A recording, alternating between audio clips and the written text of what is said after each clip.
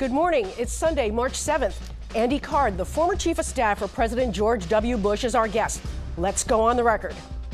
He served two Republican presidents. Now the GOP is at a crossroads with the reemergence of Donald Trump. What does the future hold for the party and the conservative cause? All cards are on the table. From WCVB Channel 5, the inside word from Washington to Beacon Hill. Today's newsmakers are going on the record. Welcome to OTR. I'm Janet Wu. Ed Harding is off for the week. I'm joined by News Center 5 political reporter Sharmin Sacchetti. Hi, Sharmin. Hi, Janet. Thanks for doing this. The state is now in a new phase of the COVID-19 reopening. Still, social distancing remains an important practice here in Studio C. Our guest this morning joins us via Skype from his home in New Hampshire. He is Andrew Card, who served as chief of staff for President George W. Bush from 2001 to 2006. He was also a member of the Massachusetts House of Representatives from 1975 to 1983. In fact, Mr. Card, I do believe, even though it's been a while since we've done an interview, my first interview, and I think your first TV interview, was nearly 4 decades ago when you were a state legislator. Isn't that correct? That is correct, and you look great. I look old. No, you don't. You look fabulous. Sharmin, why don't you get us started? Thanks, Janet. The turmoil on Capitol Hill certainly isn't over. The FBI director says domestic terrorism has metastasized throughout this country. Is former President Donald Trump responsible for the January 6th riots and the threats of violence this past week?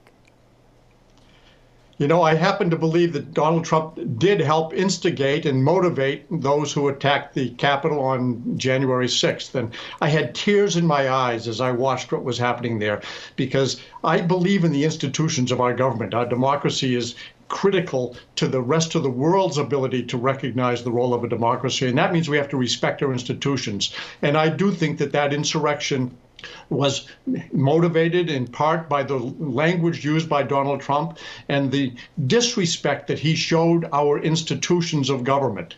I happen to believe that Donald Trump did not win the election in this past November, and it was clear that Joe Biden was going to be president, and he should have respected that. I think he should have welcomed Joe Biden to the White House as the president-elect, and he should have made sure that the transition went smoothly, and he should have passed the baton, and he should not have incited a riot, which I do believe he incited.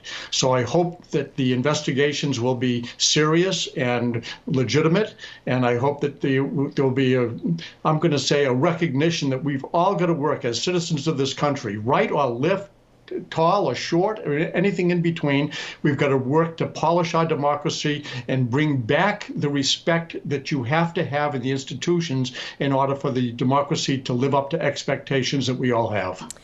Some also blame the riots on legislators like Senator Ted Cruz and Marjorie Taylor Greene. Do you think they also bear responsibility? I think they bear some political responsibility for it. I don't think they were careful with their words. You know, my grandmother had a great influence on me. She was a suffragette, fought for women to get the right to vote. She was a real activist in terms of making sure women were part of our democracy. But she taught me that words make a difference. So she used to say, taste your words before you spit them out. I don't think that many of our elected officials today taste their words before they spit them out. And many of the people on the left and the right tend to want to motivate a mob rather than quell a mob. And remember that the greatest threat to democracy is mob rule. So all of our elected leaders should be respecting the institutions. Yes, use your free speech, but use it wisely. Taste your words before you spit them out, and do not motivate a mob to attack the institutions of democracy. And I think some of the members of Congress did help to motivate people to attack the institutions of our democracy. So do you think the Republican leadership in the Senate or in the House have a responsibility to say something to those who perhaps are inciting some of these problems? I do, and I think Mitch McConnell, I thought, did a good job.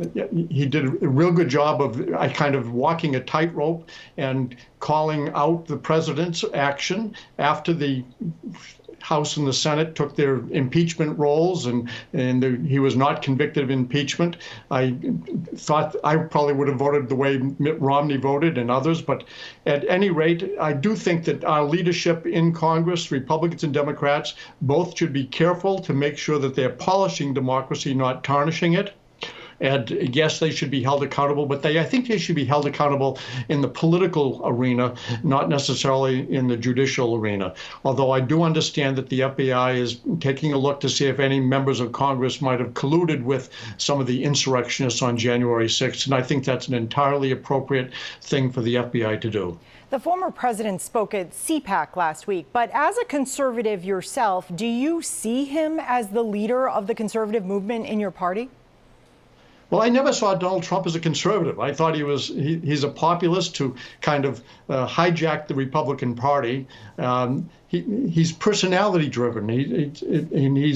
I used to say I'm not sure he's a member of the Republican Party. I think he's a member of the narcissist party. And by definition, he's the only member because nobody else can be any good if you're a complete narcissist. And I think Donald Trump did not serve the party well.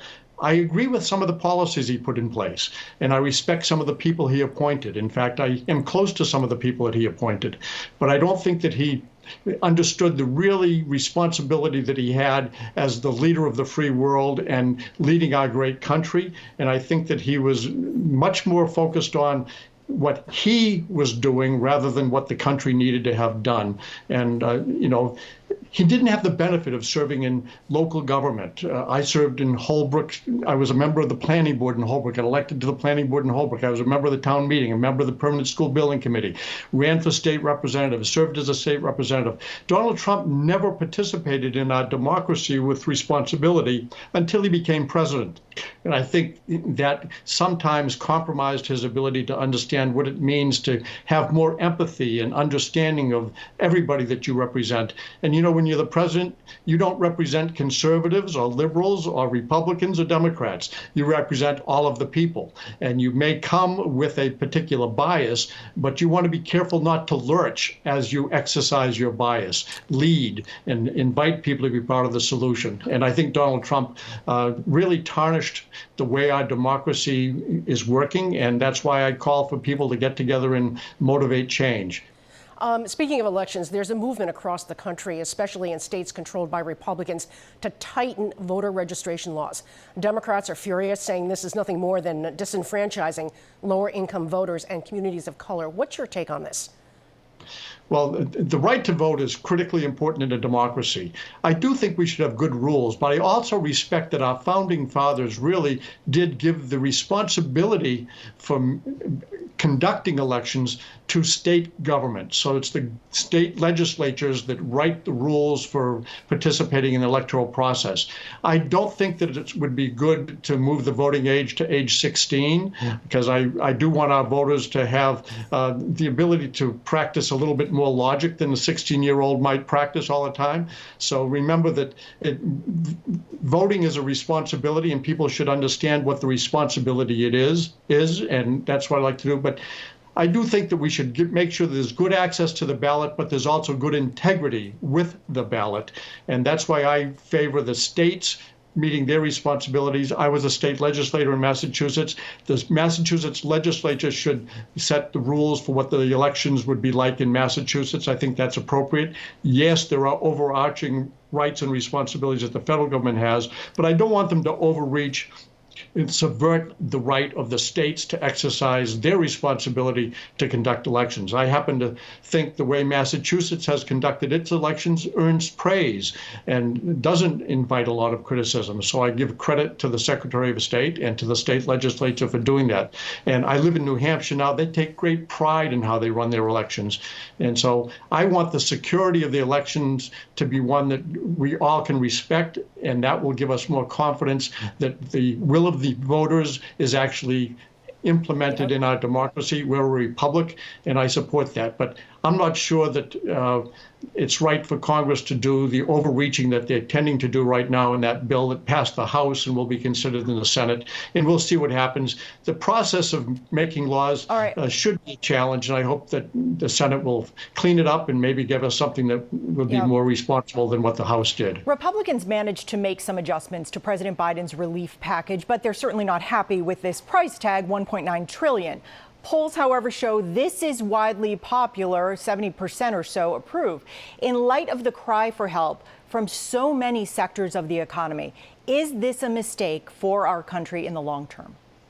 Well, Shauna, I respect the process of making laws, and I do expect the House to do something and the Senate to do something different, and they have different rules under which they function. We've been witnessing how the Senate has been exercising those rules under reconciliation, which means that, yes, a member can say, read every word in the bill, which they did. They can say, we're going to offer amendments, which they have been offering amendments, and they'll come to a vote.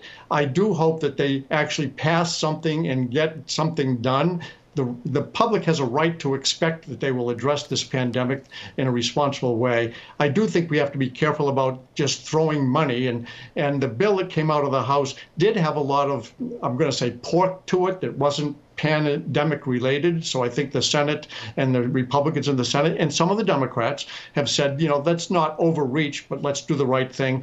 But yes, it's important. It's very important for the House and Senate to do their job, respond to the president, give him basically not everything that he's asked for, but work in concert with them, but don't abuse the process. I think that it's important to get money to the states so that they can get it to the local governments to help mitigate some of the problems. But yes, get it done quickly. People are hurting. We want our economy to grow, and everybody should be in favor of that. But I think the $1.9 trillion budget expectation was probably a little rich, and I do favor the way the House and the Senate will have to work together in reconciliation. Once the Senate does their thing, and the House and Senate will have to get together and say this is going to finally pass. More with our guest, Andy Card, right after this break.